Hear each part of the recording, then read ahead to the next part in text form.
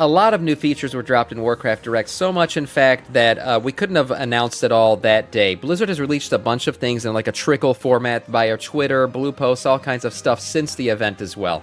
So now we have 27 WoW features coming in what is going to be 11.1 all the way up until midnight pre-patch. Let's see what this is all about. Blizzard is making massive changes. Here we go, the Bellular video.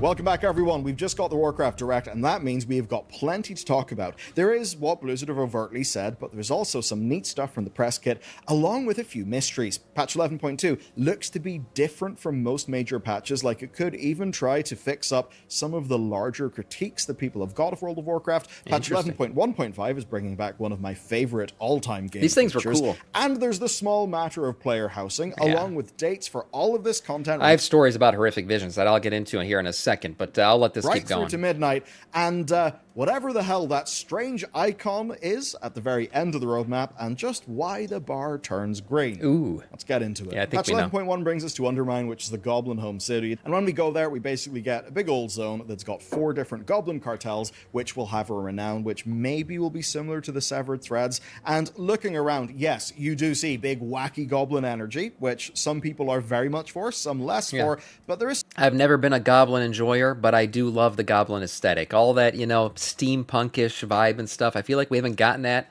in quite a long time in WoW. If you've ever seen it, maybe you got it if you made a Goblin early on, right? But other than that, we've never really seen this fully fleshed out in WoW. And I'm excited to see it. Because looking through the press kit, we do see no that there are these maybe. black blood-infested Titan ruins. Ooh. Gorgeous is absolutely not the word, because it's all disgusting. Oh yeah, look, that is a Titan ruin. Oh wow, look at that, completely taken over by this this infection. What is it? Are these roots or blood? This probably is Gold God blood. It looks like it's coagulated all over it. Interesting. But I think it looks really cool. So it's more than just goblins, and Blizzard did emphasize that this is very much connected to Xal'atath, which does make sense to me. First of all, we saw the void-wielding black-fused goblins in the Ringing Deeps. Secondly, we've got Gallywix. The last time we saw Gallywix, he was actually making deals in Tazavesh. That was, well, suspicious to say the very least, and at that point it seemed like he wouldn't have had anything to do with Sylvanas or like the rest of the Shadowlands storyline. So I think it's fairly easy to see how Xal'atath could be related to him there, and this all makes sense because he is our end boss, the end boss of the new 8-boss raid, which is the liberation of Undermine. It seems like I'm betting this boss fight is going to be something extremely unique. Just the fact that they've shown like this clip right here, right, where you got one boss facing down against another. I feel like there's going to be some really unique mechanics here that we haven't heard about yet. This looks really, really cool. It's like some kind of like arena or something where you got 2 mecha guys fighting against each other. In fact, this is more like a pseudo mecha, because he looks like he's actually a gorilla, but he's got mecha stuff on him. The end boss of the new 8-boss raid, which is the really liberation cool looking fight. of Undermine. It seems like we fight through the streets, and then we... It's literally, I mean, let's be honest, it's Godzilla versus Kong. That's what it is. Basically take down his mansion, which honestly looks kinda sick. Plus, mechanically, I can actually see goblins leading to real fun fight designs. But for me, the most exciting feature is D.R.I.V.E, which seems to be Blizzard testing dynamic ground mounts, okay? Which, I mean, man, that could be big. Basically, we get a customizable goblin car, a little bit like the Delver's dirigible, but it's got unique gameplay, and if you're thinking of Vin Diesel and his family, well...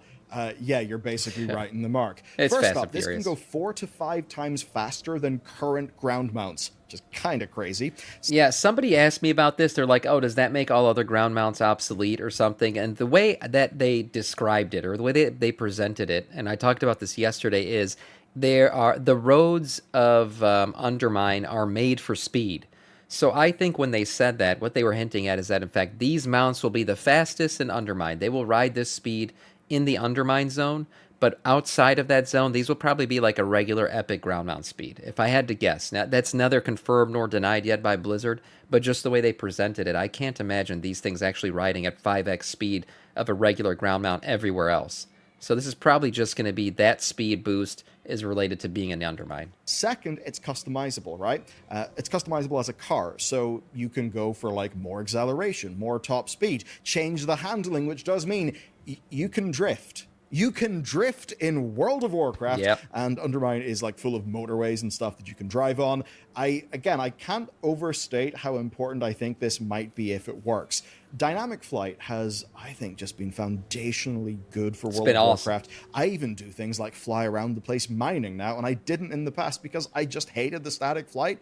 I mean, I didn't know I hated it, but it was just boring. It's way more engaging like this. So, if this is Blizzard building the foundational technologies they need to do similar with ground mounts, well, that would be pretty damn fantastic. I agree. And hey, I guess we could get World of Warcraft. Anyway, the next thing to talk about is seasonal content, and there's actually good news here. First up, we're getting a new dungeon in this patch, and overall, it does seem they're not doing mega dungeons anymore. Instead, 11.1 and 11.2 will just have their own dungeons, which I Which is actually perfect. think is fair enough as a compromise. It's good, and the thing is, they're going to be themed to what we're getting. So we're getting 2 goblin dungeons, we're getting the mother lode returning, and we're getting the new I think it's called like water or something like that. It's about a dam exploding, whatever it is. They're both going to be part of the Mythic Plus rotation, which was a great idea from Blizzard. I said this before. You introduce a dungeon and you don't put it in the Mythic Plus rotation, it goes away real quick. So thank God they're bringing a new dungeon and putting it in the rotation for this season. Whenever they did the Mega Dungeon in Dragonflight, like, it was cool, but I think Blizzard really struggled to thread the narrative needle there, and things just felt a bit disjointed. At least here it means that every season will actually mean there is a full new dungeon, and that means that our dungeons are going to be Cinderbrew Meadery, the Dark Right. Flame Cleft, the Rookery, Priory of the Sacred Flame, the Mother Lode, the new dungeon, which is Operation Floodgate, and then that's what it's two called. returning ones. Now, I know there's a lot of community discourse about the state of Mythic Plus. I don't think that's something that they would have ever been able to address in a video like this because it's in flux. Right. But at least personally, I would expect substantial Mythic Plus changes because it's clear. There's no way they're not going to make changes to Mythic Plus. They've been very quick to react on feedback, and I think one of the big things that they're going to be working on for this next season is just kind of reworking how Mythic Plus is working. Because right now, let's be honest, it's not working. I actually think the final season of Dragonflight Mythic Plus was much more fun than the current season of The War Within Mythic Plus is. And yeah, you guys could say, oh, you're a piece of shit, Sam. You got a low IO. I have a low IO right now because I'm really not enjoying doing Mythic Plus that much. I've had higher IOs in previous seasons, but this season I'm just like, I'll dabble in it. Get what I have to get done to be able to get a vault slot. But other than that, I prefer the final season of Dragonflight. So hopefully they can iterate on it and make it fun again. The way things are right now is really not working for everybody. The other thing we've seen is our first look at how delves are going to be treated as we move I into agree. the seasons. Flaric, not even there are going to be close. 2 new delves, as well as new variations of existing delves, seasonal updates to Bran, and then a new Zekfir-like antagonist. And then finally, something that we all saw coming, Warband Camp Collections, which basically is just different Warband login screens, so different ways That's to, like, awesome. I place didn't your even notice character, this. different locations for them, which I think would be really cool. This is so cool. If they relate it to like things you've done in the game, achievements, maybe unlockable screens for your Warband login screen, that'd be really cool. This is a nice feature. Another thing that you can do outside of the typical gear grind, allowing you to just go around and chase fun things in the game. Cool. This is cool. We've got no specifics on this, but I would expect it to be... I would love if they let me put my Warband at the top of Icecrown Citadel. Oh my God. I'd be in heaven. Pure heaven. Just let me put my Warband at the top of Icecrown Citadel with the frozen throne behind me. Oh, I'd have to wear I'd have to get a box of tissue every time I log in. Let's just say that. different backgrounds depending on content completion. I don't know exactly, but maybe What's up, if you've done a Justin? zone meta achievement, you can put your camp in that zone. That's just Yeah, one I think idea. we're going to raid today. Okay, with that said, let's get into the future, which is actually way more interesting than I thought, and at least for the near term, doubly so if you've watched this video, which is on early access over at bellular.games right now. That's our site. It's where our members get a ton of exclusive content, dozens of hours of the Lore Walking podcast, early access to our videos, lore deep dives, and much more. And you can start it with a free trial today, and it's also the single best way that you can support my team's mission. With that True, said, Boise. let's talk about Nightfall. Patch Ooh. 11.1.5 has got new content, Nightfall, and Horrific Visions revisited on its roadmap, and that's actually kind of big. First Yeah. of all, we don't exactly know what Nightfall is the first thing that reminds me of Midnight, right? So I feel like this is the first prelude or trickle in of Midnight into this expansion is going to be in 11.1.5. I'm not saying this is pre-patch. It's certainly not pre-patch. But what it is that first prelude of the story into whatever is going to happen in Midnight, the Midnight Hour, Twilight, whatever it's going to happen. It's going to start, I feel like, with 11.1.5. Nightfall is, but we can do a little bit of detective work. So Nightfall Sanctum is one of the delves in Hallowfall, and in it we find loads of Order of the Night members, and their whole shtick is trying to turn Beledar permanently dark. So it Oh, seems that there you whatever go. Nightfall is, it's basically related to Beledar. Again, we don't exactly know, but it is labeled as new content, just like how the Siren Isles has been labeled as new content, which makes me suspect that it'll be some form of fairly substantial world content taking place in Hallowfall. The next thing then is Horrific Visions. These were a headline feature of patch 8.3, and honestly, they were bloody fantastic. I They loved were. this feature. So there were two So, maps, right? so, a quick thing just about these from back when we were doing them. Horrific Visions remind me of when I got fired. They do. I had a good time in Horrific Visions, but I was working at a law firm and COVID hit. And what happened when COVID hit was I was an associate, right? And all of a sudden, all the work dried up because everyone went home and stopped working. And all of the companies that were feeding us work stopped giving us work. So we had no work to do. And of course, the law firm was like, "Oh, don't worry, associates. We're going to just cut your pay a little bit, but we're going to keep you on. Everything's going to be fine. The partners are not going to take a pay cut right now. We'll take a pay cut on the back end." Well, turns out they were fucking bullshitting. Anyways, I was sitting every day running Horrific Visions, and I remember my boss called me at one point while I was in a Horrific Vision, and I had to like hold the phone on my ear while I'm doing and I was so out of it. And I had no work to do. And he was a dick too. I fucking hated that guy. But anyways, I was running the Horrific Vision, totally side conversation, not even paying attention to what the hell he was saying. But what he was basically doing was laying the groundwork to fucking fire me, and I could see that. I could hear it in what he was telling me. So what I do after I hung up the phone, I continued to run Horrific Visions the rest of the day, saying, well, fuck it, I'm going to get fired, so why not? Basically, the next week, they laid off me and like 50% of the associate pool. And then it turns out that COVID business picked back up and business returned to pretty much as normal by the end of the year, if not better than normal. And none of the partners took a pay cut. So that's your typical law firm story right there. The partners ended up getting massive bonuses at the end of the year. The associates took pay cuts and got fired for the most part. So there you go. Right? Stormwind and Orgrimmar. But I ended up getting a better job after, so I didn't give a shit. The theme was that basically it was old god corruption. It was like a terrible vision. Yeah, and I got of the rid of that future, shitty boss. And you would have to go in and try to progress as much as you could. You had a sanity meter that would dwindle over time, and it would also decrease if you were hit by mechanics. But you did have tools to combat your dwindling sanity. Now, each subzone within those two maps had different objectives. They had bosses like Illyria, Terralion, Thrall, etc. And you would just try to go as far as you could, and the more bosses you cleared, they were the better fun. rewards you got at the end. The one thing I would say that was not fun about Horrific Visions is kind of the grind you had to go through to get the key, right, to enter the Horrific Vision. I forgot what it was called. The thing that you had to give Rathian to go into Horrific Vision. Basically, you would give him that key, and if you completely fucked up the Horrific Vision, like early on, like for whatever reason, you died super early, you basically lost all that time that you spent grinding out that key to get. That was painful. I'm not gonna lie, especially early on when it was a bit harder to get gear and get ready for these things and be geared enough to actually do them properly. But dying early was painful as hell because you had to go regrind the resources to get in there again. It had a surprising amount of gameplay depth. It was properly, it was damn intense. It felt properly like a game within a game, like a little roguelite thing. It was awesome when played solo, and it also had extra difficulty in the form of masks, which you could basically unlock and activate. They worked just like Skulls in Halo, where it was an optional form of difficulty. This is really cool. Blizzard bringing it back is exciting, especially when it's free from the rest of BFA. And you may be wondering, why the hell would you do this? Well, that's why you should watch our lore videos, like the one on Balliol Talk Games right now. And I think it could be a hint that N'Zoth is coming back in some way, shape, or form. Horrific Visions, yes, they could be attributed to other people, other old gods, but I feel like a vision of N'Zoth, I feel like N'Zoth in particular is very much into alternate reality visions. Like, that's his old god thing, right? So I feel like it could be a hint that maybe Xal'atath either has found a piece of N'Zoth, brought back N'Zoth, or rediscovered N'Zoth in some way. He's the ultimate planner. He knew we were going to come kill him after Dragonflight. He knew it. We went back in the timeline. He saw it happening. Would the ultimate planner just let that happen? Or did he in fact store a piece of himself inside of the dagger that we haven't found in a long time? Where's that Xal'atath dagger? Interesting. I hope they bring back N'Zoth. He deserves some type of better story. Because he is N'Zoth. He's the most badass old god, the ultimate planner. because of the blood. Okay, so in a Hallowfall side I wonder what quest we Sam's cover in old that god video, thing is. an Abyss Whisperer says, "They are gone, but their blood remains. The blood remembers."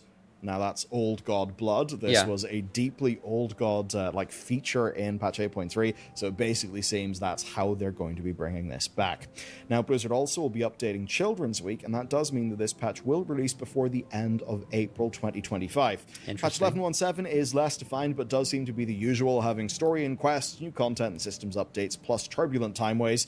But really, it's patch 11.2 that actually looks different. We have a few hints that patch 11.2 is going to be shaking things up. So Blizzard initially forgot to put new zone on the roadmap image, Yeah. but the good news is they've updated the image and there is going to be a new zone. But what caught my eye is this. They note new open world challenges, and that absolutely gets me thinking. I love that. You see, with the Siren Isle, fan responses were pretty damn mild, and it's fair to say that WoW's new zones have kind of got stale. Like there's some sort of event, there's rares, there's maybe a few currencies, Yeah. small points of differentiation. It's more of the same. You know, we're kind of used to it at this point. Now, there was a time, if you guys don't, we've been spoiled now.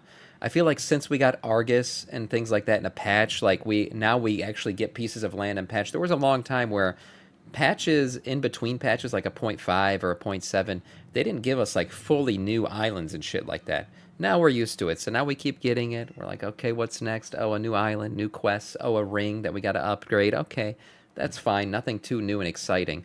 I do think more open world content, as Bellular is hitting at here, could be something pretty fun. They're trying to emphasize more open world content because of, you know, it's literally part of the vault now for your weekly. So it could be interesting. I love open world content personally. I think it makes the servers feel alive, and I hope they continue to try to make open world content great. But by and large, they feel the same. Upon logging into Zarlek or Emerald Dream, you definitely felt bored within a few hours. Interesting, So Justin. if they're going to be shaking something up there, I think that would be pretty good. In terms of the new zone, I've got to imagine it'll be the Rootlands. That's because of the Harnier storyline, which is being picked up in patch 11.07. As for the other things, well, there's Warband updates, Brewfest updates, a new raid, new dungeon. Yeah, and by the way, speaking of Harnier, if I had to guess what new zone was, it's probably Rootlands. I think that's what it's going to be. I think some people in chat agree with me on that. I was saying, you know, it's either going to be between Undermine or Rootlands for 11.1. We got Undermine, so now I think 11.2 is going to be your Rootlands patch. No confirmation of delves, but I would expect more delves. But then there's something properly telling. Season rewards refresh. And that just gets me to the topic of World of Warcraft seasons. They are a little bit strange. I mean, you get a rush of gear, there's the upgrades and stuff, but then there's not really that much. I mean, some dungeon people want to push keys to get a higher rating. There's ahead of the curve if you're a raider. There's the sheer thrill of getting a recolored Keystone Master mount, which I don't think really motivates It's a cool mount, though. So I imagine this is Blizzard taking a stab at trying to modernize what a season is. And I think we can take a look at delves, actually, because if you look at the Delver's journey, well, there's a bar that you fill along with a bunch of cosmetics. Now, I think its first iteration has been pretty underwhelming, but if Blizzard are going to use patch 11.2 to rework how seasonal progress and rewards work in the game, that makes perfect sense, especially because they would be doing the V1 of a major systems iteration in the final patch of this expansion, which would give them time to do a full design pass of it based on player feedback, real-world feedback, before midnight ships. That would make a lot of sense to me. I think a good rework of the seasonal system would be good. I agree. Basically, you pump really hard, you get a bunch of gear fast, and then you're kind of just chasing, you know, some end game rewards, if that. Maybe some best in slot items.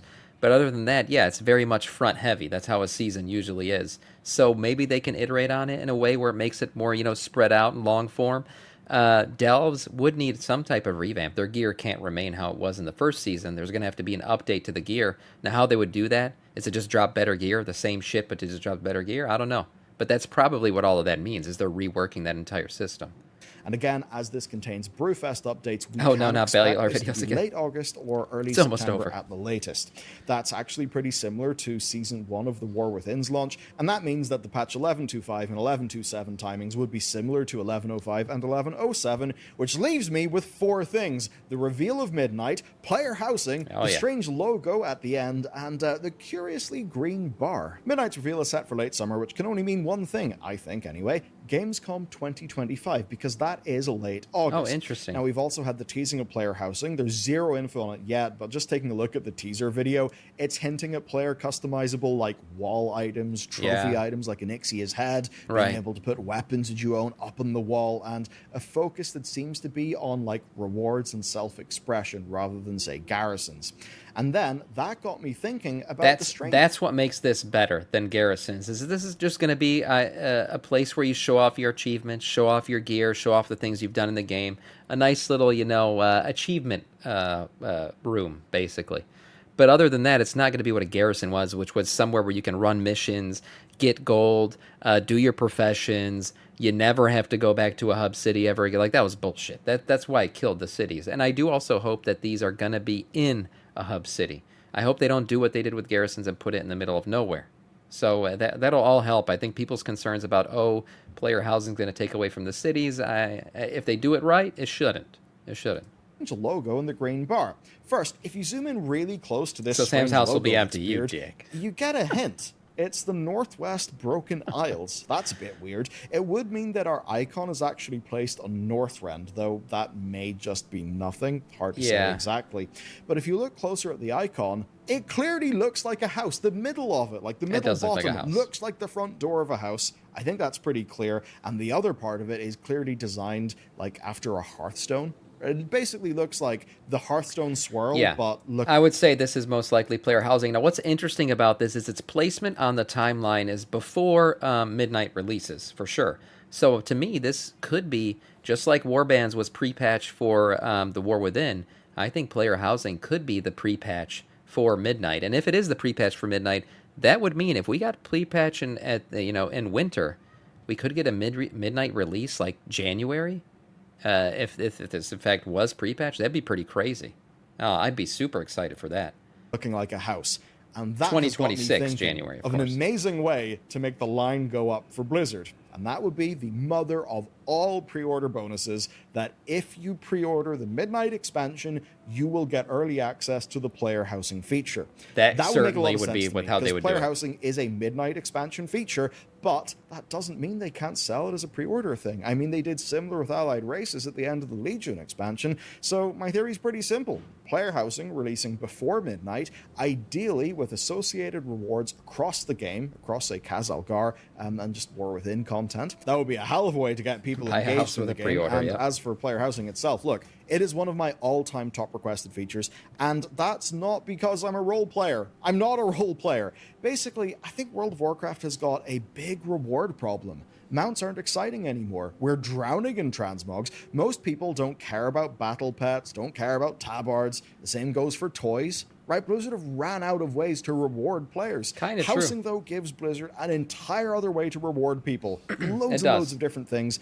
And I don't think it's some sort of big fix to all of WoW's problems, but I do think it could be really... Not only does it give people a way for people to, gather rewards, it's a new reward system, it could also be part of the new profession system. We've talked about this before, maybe adding new professions like carpentry, or using current professions like tailoring to make, rugs or curtains, or a jewel crafting to make trophies, whatever it is. It's going to be, there's so much that can go into player housing that'll keep people busy.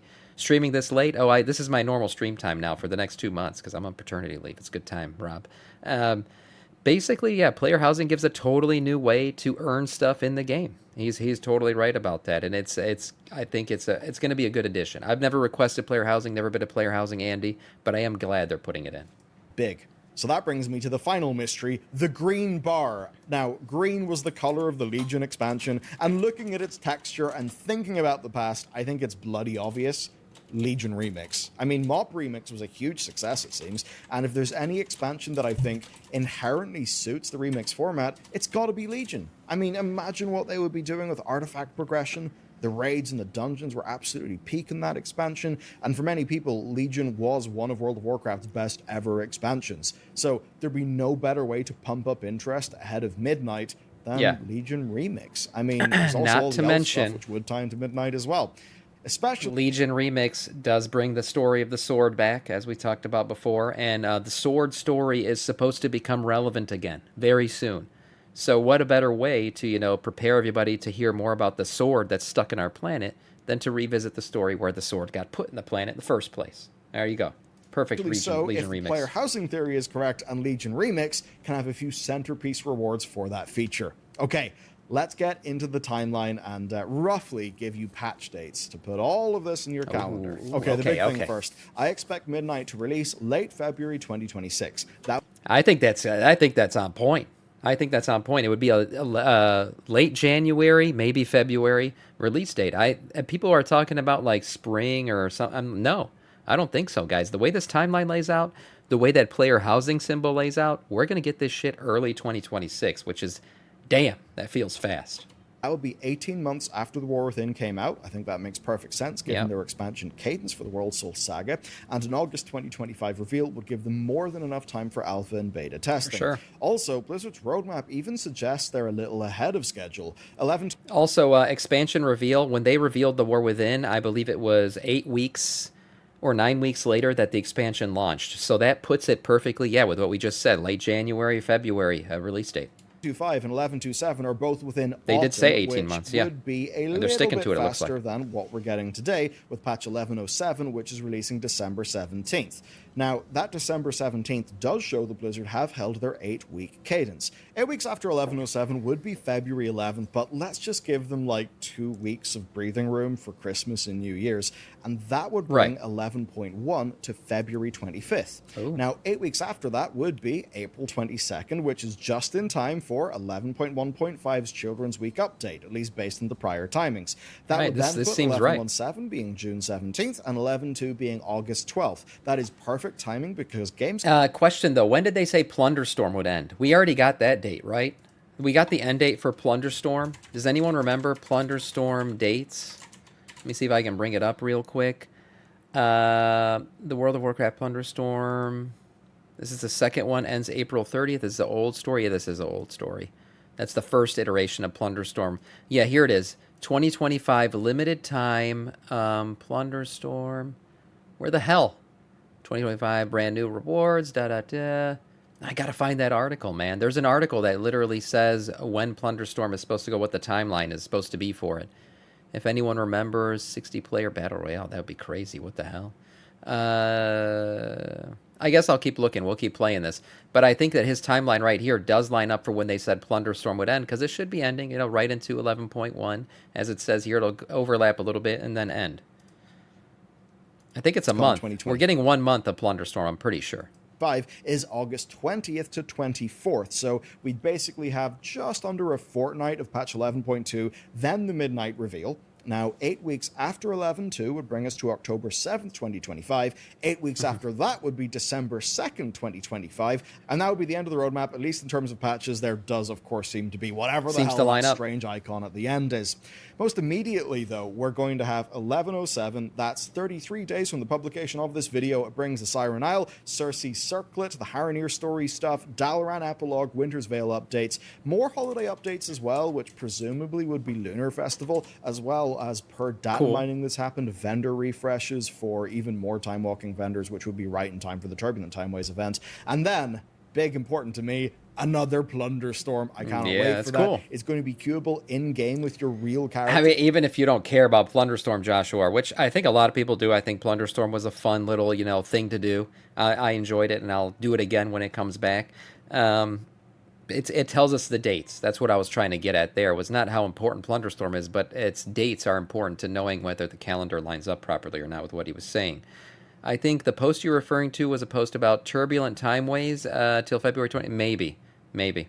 And the last time patch dropped with the Turbulent... I thought we had a Plunderstorm timeline, but maybe I'm wrong. And it's going to have a proper currency-based reward, not a renown track. So if last time is anything to go by, I'm going to lose dozens of hours. I'm really not joking. I finished Plunderstorm with about 450,000 plunder, which was 4 times more than the reward track even allowed you for. Anyway, As for the other stuff, there's Warcraft 3 Reforged 2.0 that looks neat, but what's Yes, real cool for that me looks is cool. Warcraft 1 and 2 Remastered. I think they look absolutely gorgeous, and they've got an increased field of view and loads of like modern quality of life features, which will be big for playability. That's pretty much that, so let's round it off with Classic, which has actually had plenty. Next month gets fresh era and hardcore servers with no GDKP. We've got Mop Classic being unveiled, which is actually pretty damn big hype. I cannot wait to go and do Throne of Thunder as it's Sure. properly intended. And then Season of Happy for the classic Andes. I'm not a classic Andy myself, but I did love Mop. I thought it was always an underrated expansion. Discovery has got even more content, seemingly a Scarlet Raid, which, look, I'm too far behind, but That looks yeah, cool. hell yeah, I want more of that. Yeah, that looks cool. Anyway, that's basically what's up for the next 18 months of World of Warcraft. And you know what? I think was a really, really strong showing. And if you want to get some lore knowledge that will make all of that Belladar stuff hit way harder, check out this video that we published about 2 weeks ago. It's diving deep into the Belladar lore. It was so much fun to put together. So yeah, go watch that next. I'll see you over there. Have a great day. Great video, yeah, and fun to break down all that stuff with the timeline updates and everything else that's coming. I'm almost positive that Plunderstorm timeline of like a month that I'm telling you guys, it was in fact true.